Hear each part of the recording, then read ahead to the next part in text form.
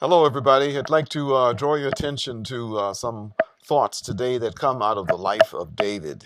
David is one of my favorite Bible characters, and one who, the only one as far as we know, is said in Scripture, was a man after God's own heart.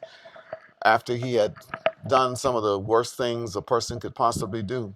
But David writes something in Psalm 133 that's really, really important. He says, Behold, how good and how pleasant it is for brethren to dwell together in unity. It's like the precious oil upon the head that ran down upon the beard, even Aaron's beard that ran down to the skirts of his garment. It's like the dew of Hermon that descends on the mountain of Zion. For there the Lord commanded blessing, even life forevermore. David writes about the brotherhood and the fellowship of men and the fellowship of friends who loved each other so much that he could explain it in such profound details. Let's look at David's life. David came of age as when he comes to fight Goliath. He was just a young boy, but he goes after that into the employ of King Saul. He becomes a celebrity. But almost immediately he develops haters, and his biggest hater was King Saul himself. King Saul attempted to kill him on many occasions.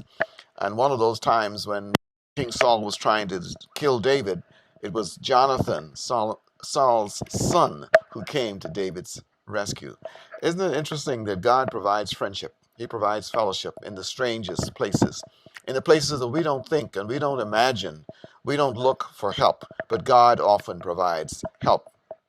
Jonathan and David became close friends. And that was part of that intimacy of brotherhood and fellowship that David writes about in Psalm 133. Behold, how good and how pleasant it is for brothers to dwell together in unity. Well, one of the things that we understand about how God calls us is that he often calls people not only to himself, but he calls them to a group. He calls them to a relationship. He calls them to other people who are designed to be part of their expression in the world. He calls them to be part of a representation of himself in the world that will be an awesome, awesome presence, a gift to the world. In other words, um, you have to try to get along with some people. You cannot be a recluse. You cannot live by yourself all your life.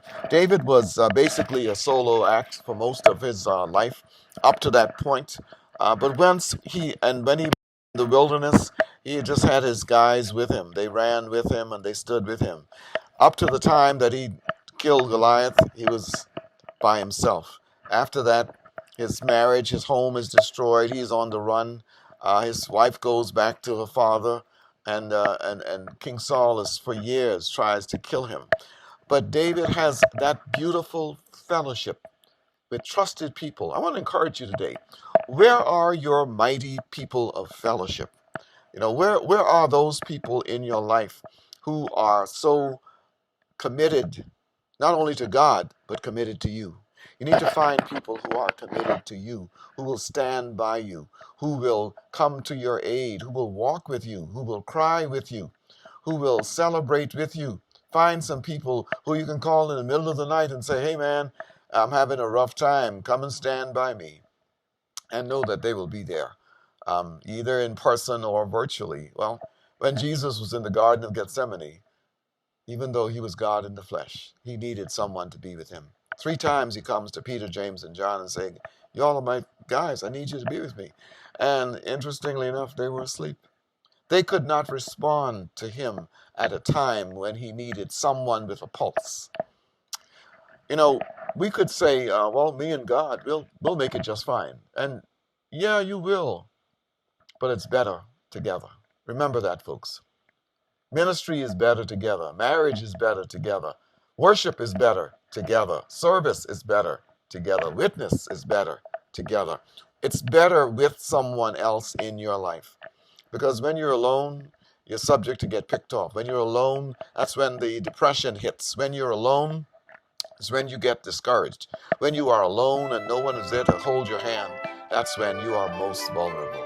So today, find those precious persons in your life who can stand by you, who can lift you up when you're feeling chased and when you're tormented and tested, and when you're finding yourself almost at your wit's end. You can say, thank God for some good old pals, for some colleagues, for comrades who can stand by me, who can walk with me through this. Because when you go down, you do not go down alone. When you succeed, you do not succeed alone. You succeed with those who are with you. And sometimes when you go down, it's because of who you're with. So make sure you have the right people in your corner. Make sure you have the right advice, the right mentors. And stand up today. Go out. Don't be alone. Get into good company and succeed.